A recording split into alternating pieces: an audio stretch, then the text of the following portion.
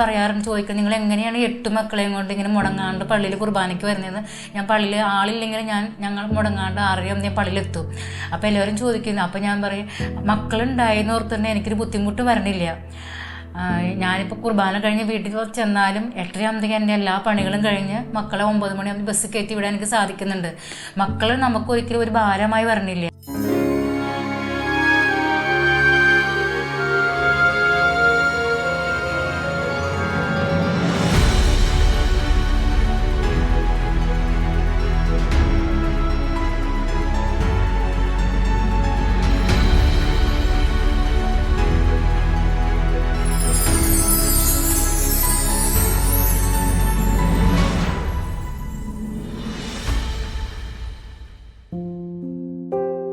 എൻ്റെ പേര് ജോജോ. ഞാൻ തൃശ്ശൂർ അതിരൂപതയിൽ തെങ്ങാലൂർ ഇടവകയിൽ താമസിക്കുന്നു. എൻ്റെ വീട്ടിൽ ജീവിത പങ്കാളി ട്രീസ. ഞങ്ങൾക്ക് 8 മക്കളാണ്. മൂത്താള് ജോഹൻ, രണ്ടാമത്തെ ആള് ജോൺ, തൃശ്ശൂർ മൈനർ സെമിനാരിൽ ഈ വർഷം കയറിയിട്ടുള്ളൂ. മൂന്നാമത്തെ ആള് ജോനാഥൻ, 4ാമത്തെ ആള് ആബേല്, 5ാമത്തെ മോള് എസ്തേർ, 6ാമത്തെ ആള് ജോസഫ്, 7ാമത്തെ ആള് ജേക്കബ്, 8ാമത്തെ ആള് സ്വർഗത്തിലാണ്. ജൂഡ് എന്നാണ് പേര്. ഞാനൊരു ഹിന്ദു ആയിരുന്നു. ഞാൻ കൺവെർട്ടായിട്ട് വന്നതാണ്. അപ്പോൾ ബൈബിളും കാര്യങ്ങളൊക്കെ എനിക്ക് കൂടുതൽ അറിയണ്ടായിരുന്നില്ല. അപ്പോൾ ആളാണ് എനിക്ക് കൂടുതലും ഇതിനെക്കുറിച്ചുള്ള പറഞ്ഞു തന്നത്. അപ്പോൾ വിവാഹം കഴിഞ്ഞപ്പോൾ ആൾ പറഞ്ഞിട്ടുണ്ടായിരുന്നു, പ്രസവം നിർത്തുക അങ്ങനെയുള്ള കാര്യങ്ങളൊന്നും എന്നോട് കൂടുതൽ പറയരുത്, നീ എനിക്ക് സപ്പോർട്ടായിട്ട് നിൽക്കണം. അപ്പോൾ ആളുടെ സപ്പോർട്ടിനൊപ്പം ഞാൻ നിന്നു. ധ്യാനം കൂടിയപ്പോഴാണ് ആ ഒരു ചിന്ത മനസ്സിലുണ്ടായിരുന്നത്. ചെറുപ്പത്തിൽ മക്കളെ കൂടുതൽ ഇഷ്ടമാണ്. വീട്ടിൽ ഞങ്ങൾ 3 പേരാണ്. അപ്പോൾ ഒരു 10ാം ക്ലാസ്സൊക്കെ പഠിക്കുമ്പോൾ അപ്പച്ചൻ്റെ അനിയൻ്റെ ഒരു കൊച്ചുണ്ടായി. അപ്പോൾ അന്ന് മുതൽ എനിക്ക് പിള്ളേരോട് എന്തോരു വല്ലാത്തൊരു സ്നേഹം ഉണ്ടായിരുന്നു എൻ്റെ മനസ്സിൽ. ധ്യാനം കൂടി ധ്യാനത്തിൽ കേട്ട ദൈവത്തിൻ്റെ വചനങ്ങളൊക്കെ കേട്ട് കഴിഞ്ഞപ്പോൾ വിവാഹം എന്ന കൂദാശയിലൂടെ ദൈവം ആഗ്രഹിക്കുന്ന ദൈവത്തിൻ്റെ ഒരു പദ്ധതി എന്ന് പറയുന്നത് കൂടുതൽ മക്കളെ സ്വീകരിക്കാൻ തന്നെയാണ്. ദൈവം അങ്ങനൊരു പദ്ധതി വിവാഹം എന്ന കൂദാശയിലൂടെ നമുക്ക് തരുന്നതെന്നാണ് എനിക്കൊരു ബോധ്യപ്പെട്ടത്. അപ്പോൾ ആ ഒരു ബോധ്യം സ്വീകരിച്ച് കഴിഞ്ഞപ്പോൾ ഉൽപ്പത്തി 1:28 വചനം എൻ്റെ മനസ്സിൽ ദൈവം വളരെ ശക്തമായിട്ടൊരു പ്രേരണ തന്നു. കാരണം നിങ്ങൾ സന്താനപുഷ്ടിയുള്ളവരായി പെരുകുവിൻ, ഭൂമിയിൽ നിറഞ്ഞ അതിന് കീഴടക്കുവിൻ. ഇങ്ങനെയാണ് ദൈവം അവരെ അനുഗ്രഹിച്ചു എന്നാണ് പറയുന്നത്. അപ്പോൾ ഓരോ വിവാഹം എന്ന കൂദാശയിലും ദൈവം ദമ്പതിമാരെ അനുഗ്രഹിക്കുന്നത് മക്കളെ നൽകിയാണ് അനുഗ്രഹിക്കുന്നത്. അപ്പോൾ ആദ്യത്തെ ഈ അനുഗ്രഹം തന്നെ സ്വീകരിക്കാനുള്ളൊരു ആഗ്രഹം മനസ്സിൽ ദൈവം തന്നു. അങ്ങനെ കൂടുതൽ മക്കളെ സ്വീകരിക്കാനായിട്ട് തീരുമാനമെടുത്തു. പിന്നീട് വിവാഹത്തിൻ്റെ സമയമൊക്കെ വന്നപ്പോൾ ഞാനത് ട്രീസയോട് ഷെയർ ചെയ്തു. അവൾ ആദ്യമൊന്നും അത്ര നല്ലൊരു ആയിരുന്നു, കാരണം അവൾക്ക് ഇതിനെക്കുറിച്ച് അറിയില്ല. കാരണം സാധാരണ ലോകത്ത് കിടന്ന് 1-2 മക്കളാണ്.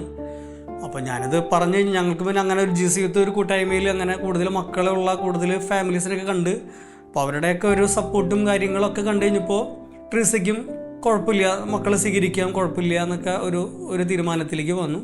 അങ്ങനെ ദൈവം തന്ന ഓരോ മക്കളെയും ഞങ്ങൾ അവിചാരിതമായിട്ടൊക്കെ തന്നെയാണ്, ഒന്നും പ്ലാൻഡ് അല്ല, പക്ഷെ ദൈവം തന്ന ഇന്ന് 8 മക്കളെയും ഞങ്ങൾ വളരെ സന്തോഷത്തോടെ സ്വീകരിച്ചു. ദൈവത്തിന് ഏറ്റവും നന്ദിയായിട്ട് ആ മക്കളെ വളർത്താനായിട്ട് പരിശ്രമിക്കുകയും ചെയ്യുന്നു. ഓക്കെ, മൂത്ത ആൾ ജോഹൻ, അവനാണ് ഞങ്ങളുടെ ആദ്യത്തെ ആൾ. അവനുണ്ടായൊരു സമയം ഞങ്ങൾക്ക് എന്താ പറയുക, ഒത്തിരി ക്രൈസിസിലൂടെയൊക്കെ കടന്നു പോവുകയാണെങ്കിലും അവൻ്റെ വളർന്നു വന്ന കാലഘട്ടങ്ങളിലൊക്കെ നല്ല ബുദ്ധിമുട്ടുണ്ട്. പക്ഷേ അവൻ എപ്പോഴും ഹാപ്പിയാണ്. എല്ലാ കാര്യങ്ങളും കണ്ടറിഞ്ഞ് ചെയ്യും. വീട്ടിൽ എനിക്കൊരു ഡെൻ്റൽ ടെക്നീഷ്യൻ ജോലിയാണ്, പല്ലുണ്ടാക്കുന്ന ജോലിയാണ്. ആൾ എൻ്റെ കൂടെ സഹായിക്കും. പള്ളിയിലെ കാര്യങ്ങൾ, കപ്പേരില്ലെങ്കിൽ കപ്പേരെ സഹായിക്കാനായിട്ട് എല്ലാ കാര്യങ്ങളും കപ്പേര അവനെ ഏൽപ്പിച്ചിട്ട് വേണമെങ്കിൽ പോകും. പിന്നെ രണ്ടാമത്തെ ആൾ ജോൺ ഇപ്പോൾ സെമിനാരിലാണ്, ഈ വർഷം ചേർന്നു. 10 ഒരാൾ പഠനത്തിൽ അത്ര വലിയൊരു കഴിവും കാര്യങ്ങളൊന്നുമില്ല, പക്ഷെ ഈ പറഞ്ഞ പോലെ തന്നെ ആത്മീയ കാര്യങ്ങളിൽ വളരെ ആക്റ്റീവാണ് ആൾ. മൂന്നാമത്തെ ആൾ ജോനാഥനാണ്. ജോനാഥൻ്റെ ഒരു കഴിവെന്ന് പറഞ്ഞാൽ ജോനാഥൻ പഠിക്കാൻ നല്ല മിടുക്കനാണ്. സ്കൂളിലാണെങ്കിലും നല്ല കായികപരമായിട്ടൊക്കെ നല്ല മിടുക്കനാണ്. വളരെ നന്നായിട്ട് JRC ഇതിലൊക്കെ ചേർന്നിട്ടുണ്ട്. സ്കൂളിൽ വളരെ ആക്റ്റീവാണ്. വീട്ടിലാണെങ്കിലും പാട്ട് പാടാൻ ആൾക്ക് നല്ല കഴിവുണ്ട്. അങ്ങനെ നല്ല കഴിവൊക്കെ ഉണ്ട്, കാര്യങ്ങളുണ്ട്. 4ാമത്തെ ആൾ ആബേലാണ്. ആബേൽ വചനം പെട്ടെന്ന് പഠിക്കും. ഓരോ വചനങ്ങളും നമ്മളിപ്പോൾ എന്താ പറയുക, പറയാണ്ട് തന്നെ ഒരു പ്രാവശ്യം പറഞ്ഞാൽ മതി, ആൾ പെട്ടെന്ന് വചനം പഠിച്ചെടുക്കും. പള്ളിയിൽ ഓൾട്ടർ ബോയ് ആയിട്ട് ഏറ്റവും നല്ല ഓൾട്ടർ ബോയ് ആയിരുന്നു. നന്നായിട്ട് എനിക്ക് തോന്നുന്നു 6ാം ക്ലാസ് മുതൽ ആൾ ഓൾട്ടർ ബോയ് ആണ്. 5ാം ക്ലാസ് മുതൽ ഓൾട്ടർ ബോയ് ആണ്. 6ാം ക്ലാസ്സിൽ എത്തിയപ്പോൾ ആൾ വളരെ സ്ഫുടമായിട്ട് ബൈബിൾ വായിക്കാനും ഒക്കെ ഉള്ള നല്ല കഴിവ് ആൾക്കുണ്ട്. അഞ്ചാമത്തെ ആൾ മോള് എസ്തേർ എന്നാണ് പേര്. മോള് നല്ല ആക്റ്റീവാണ്, കലാപരമായിട്ടും പഠനപരമായിട്ടും എല്ലാ ആൾ നല്ല ആക്റ്റീവാണ്. ആളെല്ലാം പഠിച്ചിട്ട് എന്തെങ്കിലും ഡൗട്ട് ഉണ്ടെങ്കിൽ മാത്രമേ നമ്മളോട് ഒന്ന് ചോദിക്കുകയുള്ളൂ. ഇപ്പോൾ 3-ലാണ് പഠിക്കണത്. സ്കൂളിലും സിസ്റ്റേഴ്സിൻ്റെ സ്കൂളിലാണ് പഠിക്കണത്. എല്ലാവരും നന്നായിട്ട് പഠിക്കുന്നുണ്ട്. പിന്നെ ഡാൻസ്, പാട്ട്, അങ്ങനെ എല്ലാ പ്രോഗ്രാമിലും നമ്മൾ എല്ലാ മക്കളെയും ഉൾപ്പെടുത്തും. പിന്നെ 6-ാമത്തെ ആൾ ജോസഫ് എന്ന് വെച്ചാൽ ജോസഫ് എസ്തേർ ഉണ്ടായതിനു ശേഷം അവർ കൂടുതലും വചനങ്ങളാണ് കൂടുതൽ പറയണത്. മൊത്തം വീട്ടിലെ കാര്യങ്ങളൊക്കെ ആയിട്ട് ചെയ്യാനും മോളെല്ലാം സഹായിക്കുന്നുണ്ട് എന്നെ. ജോസഫ് 6-ാമത്തെ ആളെ സഹായിക്കുന്നത്. പിന്നെ ഇളയ ഉണ്ണിക്ക് ഇപ്പോൾ 2.25 വയസ്സായിട്ടുള്ളൂ. പിന്നെ താഴെയുള്ള ആൾ ഡെലിവറിയോട് കൂടി ബേബി സ്വർഗത്തിലേക്കായി. ദൈവം നമ്മൾ ആഗ്രഹിക്കുന്ന ഒരു ആത്മരക്ഷയാണ് ദൈവം ആഗ്രഹിക്കുന്നത്. ഭൗതികമായിട്ടുള്ള രക്ഷയല്ലല്ലോ ദൈവം കൂടുതൽ ആഗ്രഹിക്കുന്നത്. അപ്പോൾ നമ്മൾ 1-ാം സ്ഥാനം നമ്മുടെ ആത്മാക്കളുടെ രക്ഷ എന്നുള്ള രീതിയിൽ ഒരു ആത്മീയ വളർച്ച തന്നെയാണ് ഏറ്റവും മുന്നിൽ. ഒപ്പം നമുക്ക് ഈ ഭൂമിയിൽ ജീവിക്കാൻ ദൈവം ഒരുപാട് അനുഗ്രഹങ്ങൾ തരുന്നുണ്ട്, ഭൗതികമായിട്ടുള്ള വളർച്ചകൾ തരുന്നുണ്ട്. ഞങ്ങളുടെ ഒരു കാര്യം പറയുകയാണെങ്കിൽ, ഞങ്ങൾക്ക് കല്യാണം കഴിയുന്ന സമയത്ത് വീടുണ്ട്, സ്വന്തമായിട്ട് വീടുണ്ട്. അങ്കമാലിയിലായിരുന്നു ഞങ്ങളുടെ വിവാഹം. അവിടെ ഞങ്ങൾക്ക് സ്വന്തമായിട്ട് വീടും നല്ല സൗകര്യമുള്ള വീടുണ്ട്. ദൈവം ഒരു 30 സെൻറ്റ് സ്ഥലം ഞങ്ങൾക്ക് സ്വന്തമായിട്ടുണ്ട്. പിന്നീട് ഞങ്ങൾ മൂത്തവൻ ജനിച്ചു. അവൻ ജനിക്കുന്ന സമയത്ത് പലരും പറഞ്ഞു കേട്ടിട്ടുണ്ട്, ഓരോ മക്കളും നമുക്കൊരു അനുഗ്രഹമായിട്ടാണ്, ഒരുപാട് അനുഗ്രഹങ്ങൾ ആത്മീയമായിട്ടും ഭൗതികമായിട്ട് അനുഗ്രഹങ്ങളാണ് നമുക്ക് തരുന്നത്. ഞങ്ങളുടെ കാര്യത്തിൽ നേരെ തിരിച്ച് ആദ്യം ഞങ്ങൾക്ക് ചിന്തിക്കാവുന്ന രീതിയിൽ വന്നു. കാരണം വെച്ചാൽ മകനുണ്ടായി ഒരു 6 മാസം കഴിഞ്ഞപ്പോൾ എനിക്കൊരു ആക്സിഡൻറ്റ് പറ്റി. നല്ലൊരു ആക്സിഡൻ്റ് ആയിരുന്നു. വണ്ടിയെ തട്ടി കാലൊടിഞ്ഞു. ഏകദേശം ഒരു 1.5 വർഷത്തോളം അതിൻ്റെ ഭാഗമായിട്ട് കിടപ്പ് തന്നെയായിരുന്നു. കാരണം 8 മാസത്തോളം പ്ലാസ്റ്റർ ഇട്ട് കിടന്നു. ഒരു 1.5 വർഷം അതിൻ്റെ ഒരു പ്രശ്നങ്ങളുണ്ടായിരുന്നു. 2007 മുതൽ ഞങ്ങൾ 2009 മുതൽ 2008-ലാണ് ഞങ്ങൾ വീട് കൊടുക്കുന്നത്. അപ്പോൾ 8 അവസാനം 9 കൂടി ഞങ്ങൾ വീണ്ടും വാടകയ്ക്കായിരുന്നു. നിലവിൽ ശരിക്കും പറഞ്ഞാൽ ഞങ്ങളൊരു 2018 വരെ 2018-19 കാലഘട്ടം വരെ ഞങ്ങൾ വാടകയ്ക്ക് തന്നെയാണ്. അപ്പോൾ ഈ സമയങ്ങളിലൊക്കെ വാടകയ്ക്ക് നമ്മൾക്ക് അറിയാം, ഈ കാലഘട്ടത്തിൽ വാടകയ്ക്കും ഒപ്പം 7, 6, 7 പിള്ളേരൊക്കെ ഞങ്ങൾ സ്വീകരിക്കുമ്പോൾ ഒത്തിരി ചിലവുകൾ തന്നെയാണ്. പക്ഷേ ഉള്ളിൻ്റെ ഉള്ളിലൊരു ശക്തമായിട്ടുള്ളൊരു കർത്താവ് തന്ന വചനത്തിൻ്റെ ഒരു ബോധ്യമുള്ളത് കൊണ്ട്, കാരണം കർത്താവാണ് സഹായം, കാരണം നമുക്ക് സഹായം തരുന്നത് കർത്താവാണ്. ആ കർത്താവ് തരുന്നൊരു സഹായത്തിൽ 8 മക്കളെയും സ്വീകരിച്ചു. വളരെ മനോഹരമായി തന്നെ. ഞങ്ങൾക്ക് പരിമിതികളുണ്ട്, വീടില്ലാത്ത അവസ്ഥകളുണ്ട്. എന്നിരുന്നാലും ഈ മക്കളെ സ്വീകരിച്ച് അവരുടെ ചിലവുകൾ, അവരുടെ വിദ്യാഭ്യാസം എല്ലാം വളരെ മനോഹരമായി തന്നെ കർത്താവ് ക്രമീകരിച്ചു. ഒന്നിനും ഒരു കുറവില്ലാതെ തന്നെയാണ് കർത്താവ് ഞങ്ങൾ ഇന്ന് വരെ പരിപാലിച്ചിട്ടുള്ളത്. കുട്ടികളെ കൂടുതലും ദൈവത്തിൻ്റെ അനുഗ്രഹം നേടുന്ന രീതിയിലുള്ള വളർച്ചയാണ് ഞങ്ങൾ കൂടുതൽ ആഗ്രഹിച്ച് മക്കളെ മുന്നോട്ട് നയിക്കുന്നത്. കൂടുതലും ദൈവിക വിശ്വാസത്തിലും ദൈവത്തിന് ശരണപ്പെട്ട് ജീവിക്കുക, ഇതാണ് ഞങ്ങൾ അവർക്ക് കൊടുക്കുന്ന പാഠം. അപ്പോൾ തീർച്ചയായിട്ടും നമ്മൾ പൈസ അല്ലെങ്കിൽ പണം അല്ലെങ്കിൽ ഭൗതിക വളർച്ച മാത്രം നോക്കി നമ്മൾ മക്കളെ സ്വീകരിക്കുക എന്നതിനോട് എനിക്ക് പൂർണ്ണമായിട്ട് യോജിപ്പില്ല. അല്ലെങ്കിൽ മക്കളെ തരുന്നതോടുകൂടി നമുക്ക് കൂടുതൽ അനുഗ്രഹങ്ങൾ, അത് ഭൗതികമായ അനുഗ്രഹങ്ങൾ മാത്രം നമ്മൾ പ്രതീക്ഷിക്കുന്ന ഒരു ലൈഫല്ല കൂടുതലും ബിഗ് ഫാമിലി എന്ന് പറയുന്നത്. നമ്മളത് മാത്രം ലക്ഷ്യം വെച്ച് നമുക്ക് പോകാനും പറ്റില്ല. അല്ലെങ്കിൽ കർത്താവിൻ്റെ രാജ്യത്തിൻ്റെ ആ ഒരു പദ്ധതിയും അവിടുത്തെ വാക്കുകളിലുള്ള ഒരു വിശ്വസ്തതയും ആണ് ഞങ്ങളെ മക്കൾ കൂടുതൽ സ്വീകരിക്കാനായിട്ട് കൃപ നൽകിയത്. ജെറമി 29 പറഞ്ഞതുപോലെ നിങ്ങളെക്കുറിച്ചുള്ള പദ്ധതി എൻ്റെ മനസ്സിലുണ്ട്, അത് നിങ്ങൾക്ക് ശുഭമായ ഭാവ്യം പ്രദാനം ചെയ്യുന്നൊരു പദ്ധതിയാണ്. ആ പദ്ധതിയാണ് നമ്മൾ ലക്ഷ്യം വയ്ക്കുന്നത് കൊണ്ട് വളരെ സന്തോഷമായിട്ട് മക്കളെ ഞങ്ങൾ വളർത്തുന്നു.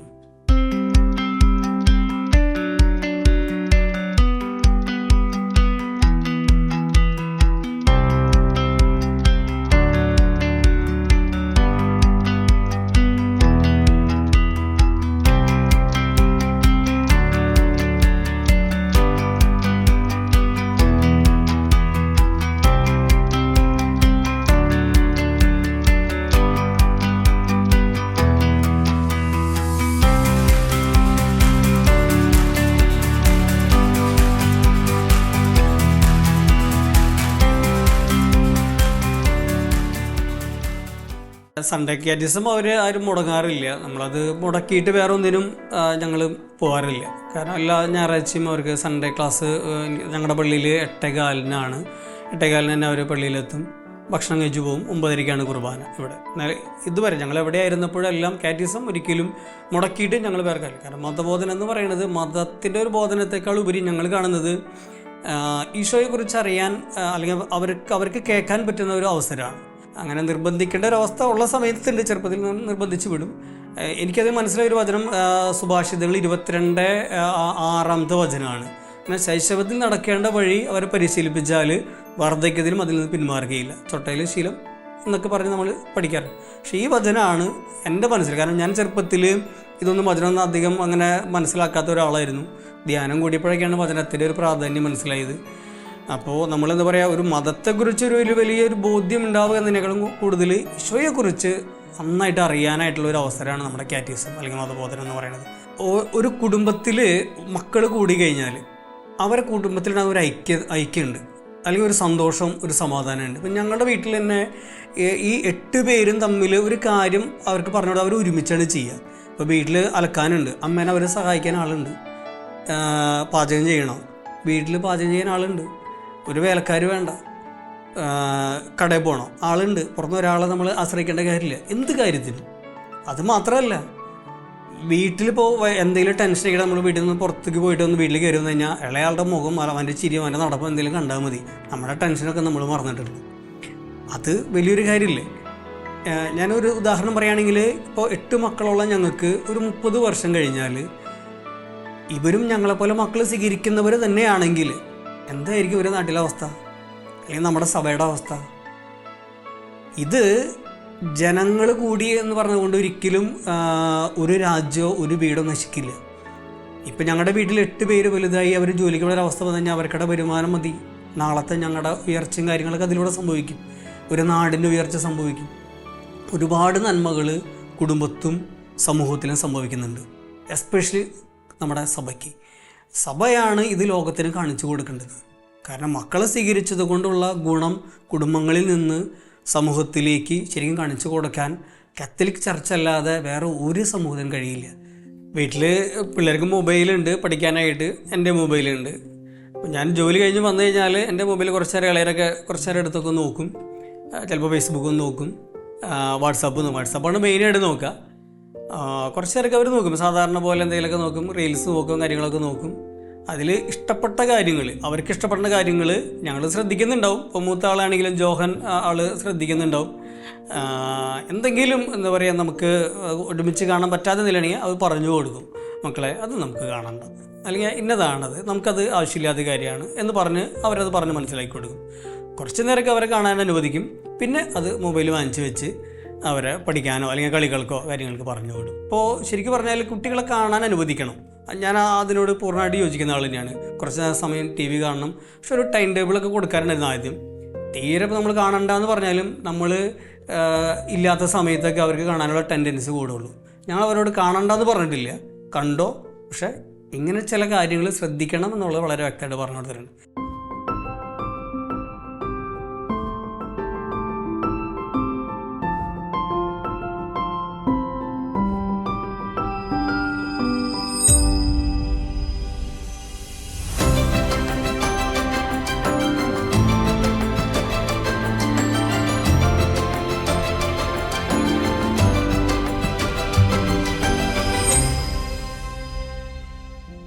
അപ്പോൾ വിവാഹം കഴിക്കാനായിട്ട് ആഗ്രഹിക്കുന്ന സമയത്ത് 25 വയസ്സിലായപ്പോൾ ഞാൻ എൻ്റെ മനസ്സിലൊരാഗ്രഹം തോന്നി, നമുക്ക് വിവാഹം ആലോചിക്കുന്നത്. അപ്പോൾ വീട്ടിലും പറയാറുണ്ട്.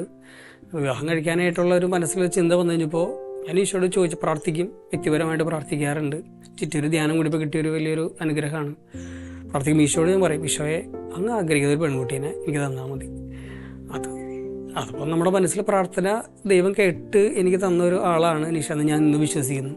എൻ്റെ അച്ഛനും അമ്മയ്ക്ക് ഇഷ്ടമുണ്ടെങ്കിൽ മാത്രം നടക്കുകയുള്ളൂ എന്ന് പറഞ്ഞു.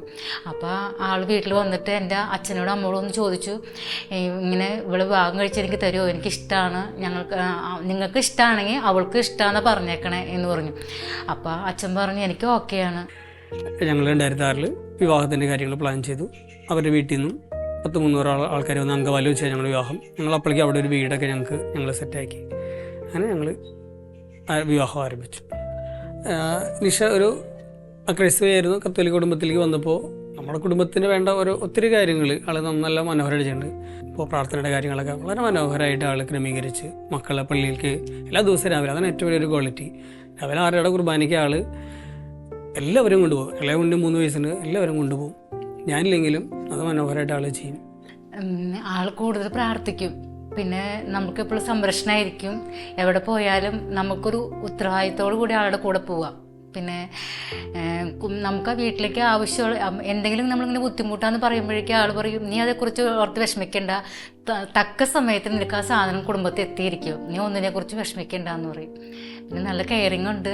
ഞങ്ങൾ ധ്യാനങ്ങൾക്കാണ് പോകാറ്. ചിലപ്പോൾ അട്ടപ്പാടിയിൽ ഇതുവരെ പോയിട്ടില്ല. ഞങ്ങളിപ്പോൾ ഈ അടുത്ത് വയനാട് പോയി, മക്കാട് പോയപ്പോൾ ഒരു ചെറിയൊരു ട്രിപ്പായിരുന്നു. അങ്ങനെ ധ്യാനത്തിനാണ് അധികം ട്രിപ്പുകൾ പോകാറ്, ദൂരേക്ക് കഴിക്കാൻ. പള്ളികളും ധ്യാന കേന്ദ്രം അങ്ങനെയാണ് ഞങ്ങൾ കൂടുതൽ യാത്ര ചെയ്തേക്കുന്നത്. അടുത്ത വർഷം ഞങ്ങൾ ഒരു മിഷന് പോകാനായിട്ട്, ഫാമിലിയായിട്ട് പോകാനായിട്ട് ആഗ്രഹിക്കുന്നുണ്ട്. അതൊരു ട്രിപ്പായിട്ട് പോകണമെന്ന് ആഗ്രഹിക്കുന്നു. ഇനി പോകാൻ ആഗ്രഹിക്കുന്ന സ്ഥലങ്ങൾ റോം പോകാൻ ആഗ്രഹിക്കുന്നുണ്ട്. അതുപോലെ പുറത്ത്, ഇന്ത്യക്ക് പുറത്ത് 1-2 സ്ഥലങ്ങളൊക്കെ വലിയൊരു ആഗ്രഹമാണ്. സ്വിറ്റ്സർലൻഡ് പോകണമെന്ന് ഫാമിലിയായിട്ട്. കൂടുതലും പേര് നല്ലൊരു ജോലി, നല്ല പ്രൊഫഷണലായിട്ടിരിക്കണം, നമ്മളിരിക്കണം. കൂടുതലും അടിച്ച് പൊളിച്ച് നടക്കുന്ന ഒരു രീതിയിലാണ് കൂടുതലും പെൺകുട്ടികൾ കാണപ്പെടുന്നത്. യുവതിവാക്കൾക്ക് വിവാഹ ജീവിതം ദൈവം കൊടുക്കുന്ന ഒരു വിളിയാണ്. ദൈവത്തിൻ്റെ ഒരു വലിയൊരു ആഗ്രഹമാണ് വിവാഹം എന്ന് പറയുന്നത്. യുവതിവാക്കൾ ഇന്ന്, ഇപ്പം ഞാൻ എൻ്റെ വിവാഹത്തിന് തീരുമാനമെടുത്തത്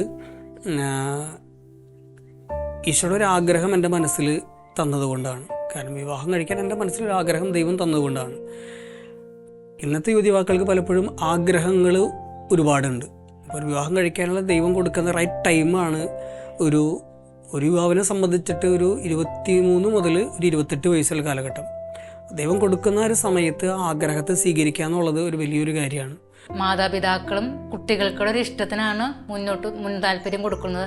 അവർ പറയട്ടെ, അവർ പറയുമ്പോൾ കല്യാണം നടത്താം, അങ്ങനെ കുട്ടികൾക്കെല്ലാം വിട്ടുകൊടുത്തേക്കാണ്. മറ്റത് മാതാപിതാക്കൾ പറയണ കേട്ടാണ് കുട്ടികൾ കൂടുതൽ മത്സരിച്ചു കൊണ്ടിരുന്നത്. അപ്പോൾ ആ രീതിയിൽ കുട്ടികൾക്ക് മുൻതൂക്കം കൊടുക്കുമ്പോൾ അവർ മറ്റുള്ള രീതിയിൽ അത് വിവാഹം കൂടുതൽ താമസിച്ച് നടക്കുന്നു. ശരി, ഞാൻ പറയുകയാണെങ്കിൽ ആ വൈകിപ്പിക്കുന്നത് കൊണ്ടുണ്ടാകുന്ന ബുദ്ധിമുട്ട് അവരുടെ ജീവിതത്തിലെ ദൈവം കൊടുക്കുന്ന ആ സന്തോഷം അവർ തന്നെ കുറയ്ക്കുകയാണ്, ആ കാലഘട്ടം കുറയ്ക്കുകയാണ്. ജീവിതത്തിൽ ഈശോയ്ക്ക് 1 സ്ഥാനം കൊടുക്കുകയാണെങ്കിൽ, ഞാൻ പറയുന്നത് എൻ്റെ കാര്യത്തിൽ അങ്ങനെയായിരുന്നു. ഞാൻ എൻ്റെ എല്ലാ ധ്യാനം കൂടി ഇപ്പോൾ ഈശോയ്ക്ക് 1 സ്ഥാനം കൊടുക്കാൻ ഒരു തീരുമാനം എടുക്കാൻ എനിക്ക് പറ്റി. കാരണം അന്ന് മുതൽ ഈശോ പറയണതാണ് എൻ്റെ ജീവിതത്തിൽ എനിക്ക് വലുത്.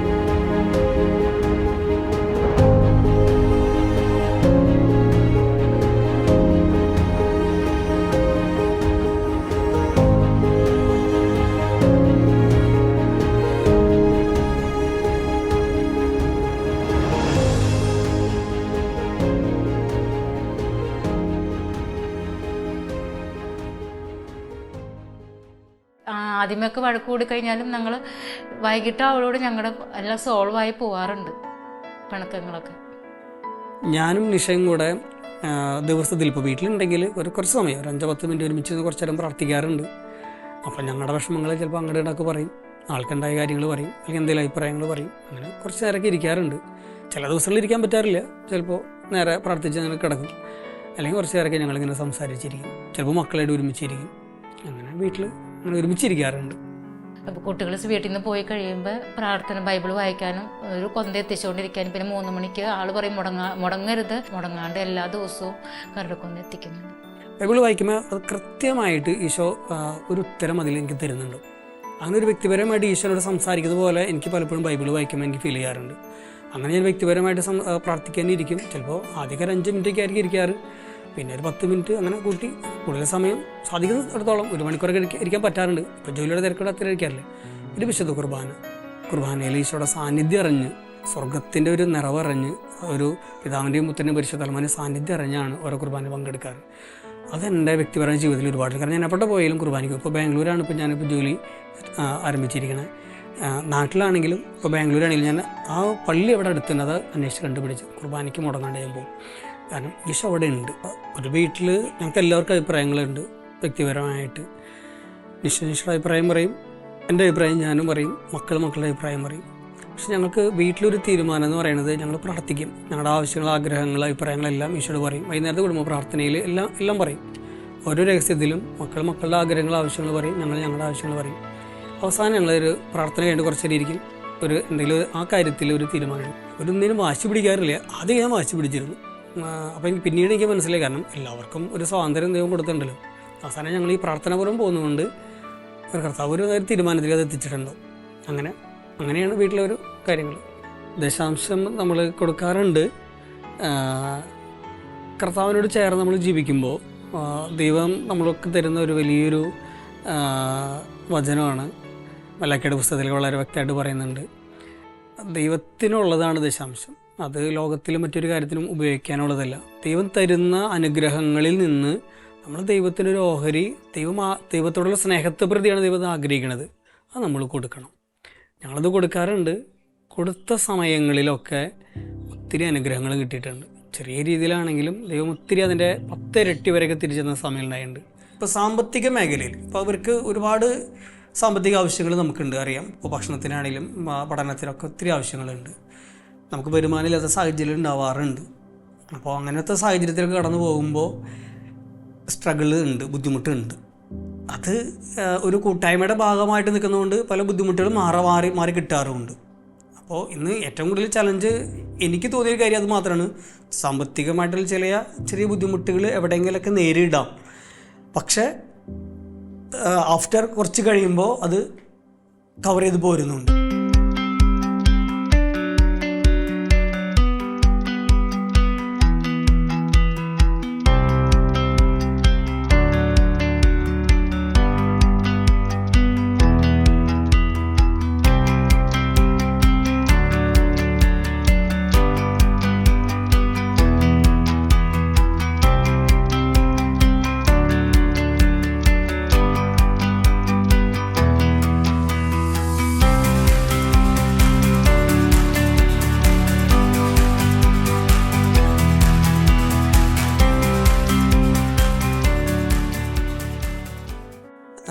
ഞങ്ങളൊരു 2005 മുതൽ ഡിവൈൻ മേഴ്സി ഫെലോഷിപ്പ് എന്നൊരു കൂട്ടായ്മയുടെ ഭാഗമാണ്. എറണാകുളത്തോട് എൽബീസ് കൊണ്ടുവരാൻ ബ്രദറിൻ്റെയാണ്.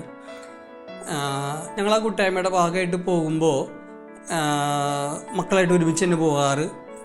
ഞങ്ങളൊരു മിഷൻ തന്നെയാണ്. ഞങ്ങൾ എല്ലാ വെള്ളിയാഴ്ചകളാണ് പ്രെയർ.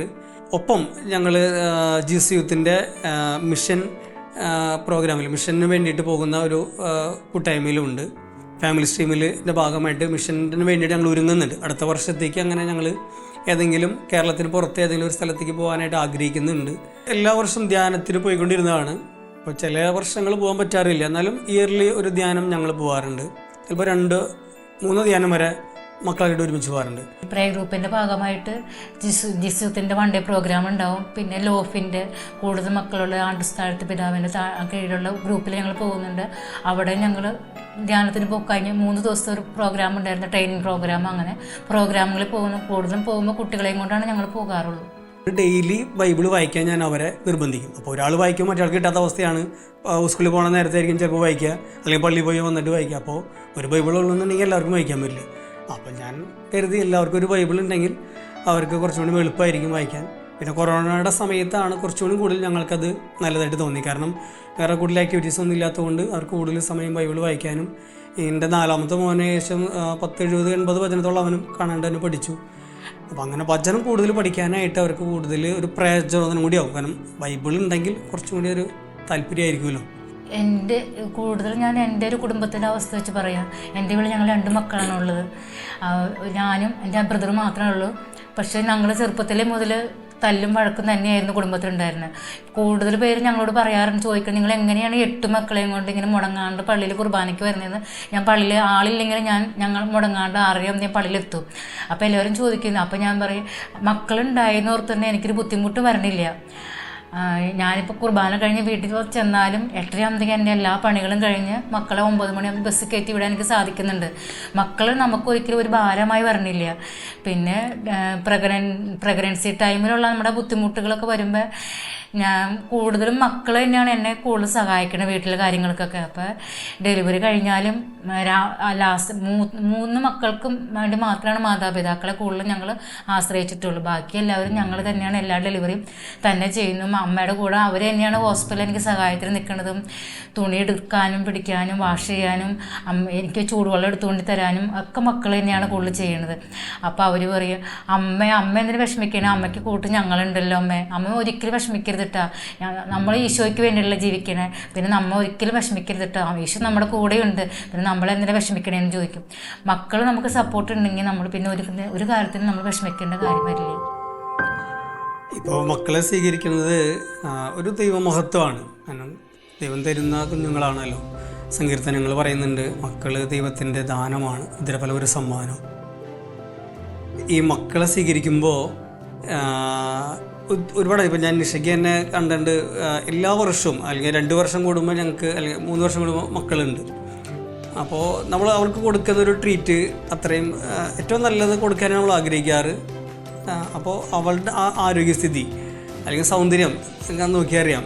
കാരണം വെച്ചാൽ ഓരോ വർഷവും ആ ഒരു ഹെൽത്തിൽ തന്നെ വളരെ പ്രോഗ്രസ്സാണ്. വേറെ ശാരീരികമായിട്ട് വേറെ പ്രശ്നങ്ങളൊന്നുമില്ല. കാരണം ഓരോ കുഞ്ഞുങ്ങളുണ്ടാകുമ്പോഴും കൊടുക്കുന്ന ഒരു ഭക്ഷണവും അല്ലെങ്കിൽ അവൾക്ക് കൊടുക്കുന്ന ട്രീറ്റും നമ്മൾ അത്രയും നല്ലത് കൊടുക്കാൻ ശ്രമിക്കുന്നതുകൊണ്ടാണ്. അപ്പോൾ അതൊരു വലിയൊരു കാര്യമാണ്. കാരണം സ്ത്രീകളെ സംബന്ധിച്ചിട്ട് ഒരു ആരോഗ്യത്തോടെ ഇരിക്കുക എന്ന് പറയുന്നത് വളരെ സന്തോഷമുള്ളൊരു കാര്യമാണ്. ഇന്നത്തെ യുവതലമുറയ്ക്ക് ഇതൊക്കെ ശ്രദ്ധിക്കാതെ പോകുന്നൊരു അവസ്ഥയാണ്. കാരണം കൂടുതലും ലോകത്തിൻ്റെ ഭക്ഷണങ്ങൾ, ലോകത്തിൻ്റെ രീതികൾ അങ്ങനെയൊക്കെ പോകുമ്പോൾ അതിൻ്റെ ബുദ്ധിമുട്ടുകളാണ് അവർ ഫേസ് ചെയ്യണത്. പക്ഷെ ഇതൊരു എക്സ്പീരിയൻസ് ചെയ്യുമ്പോഴാണ്, ഇപ്പോൾ മക്കളെ സ്വീകരിച്ച് ആ ഒരു എക്സ്പീരിയൻസ് ചെയ്യുമ്പോഴാണ് ശരിക്കും അതിൻ്റെ ഒരു സന്തോഷം അല്ലെങ്കിൽ അതിൻ്റെ ഒരു ഫലം അവർക്ക് അനുഭവിക്കാൻ പറ്റുള്ളൂ. പ്രത്യേകം ഇന്ന് നമ്മുടെ മനസ്സ് നല്ലൊരു മാനസികാവസ്ഥ ഉണ്ടാവണമെങ്കിൽ നമ്മുടെ വീട്ടിലെ മക്കളുണ്ടാവണം. ഇന്ന് പല പ്രശ്നങ്ങളുണ്ട്, ജോലിയിലേക്ക് പ്രശ്നങ്ങളുണ്ട്, വരുമാനത്തിൻ്റെ പ്രശ്നങ്ങളുണ്ട്, സമൂഹത്തിൽ കുറേ പ്രശ്നങ്ങളുണ്ട്. ഇതൊക്കെ മാറുന്നൊരവസ്ഥ വീട്ടിൽ മക്കളുണ്ടെങ്കിൽ ഇതൊക്കെ മാറും. യുവതിവാക്കൾക്ക് അവർ ശ്രദ്ധിക്കാതെ പോകുന്നൊരു കാര്യങ്ങളാണിത്. ഇതും കൂടെ ശ്രദ്ധിക്കണം. മക്കളുള്ളതിൻ്റെ പേരിൽ ഓരോ കുടുംബം അനുഭവിക്കുന്ന സന്തോഷവും സമാധാനമൊക്കെ ഒന്ന് ശ്രദ്ധിക്കേണ്ടതാണ്. ഇന്ന് ശ്രദ്ധയില്ലാത്തതുകൊണ്ടുള്ള പല അപകടങ്ങൾ ഉണ്ടാവണേ. അപ്പോൾ വാഹനം ഓടിക്കുമ്പോൾ ശ്രദ്ധയില്ലാത്തതുകൊണ്ട് അപകടങ്ങൾ വരും. എന്ന് പറഞ്ഞ ഒരു വിവാഹ ജീവിതത്തിലും ശ്രദ്ധിക്കേണ്ട കുറേ കാര്യങ്ങൾ ഇങ്ങനെയുള്ള കുടുംബങ്ങളൊക്കെ ഒന്ന് ശ്രദ്ധിക്കുകയാണെങ്കിൽ അവർക്കതിൻ്റെ ഒരു ഫലം അനുഭവിക്കാൻ പറ്റും തീർച്ചയായിട്ടും.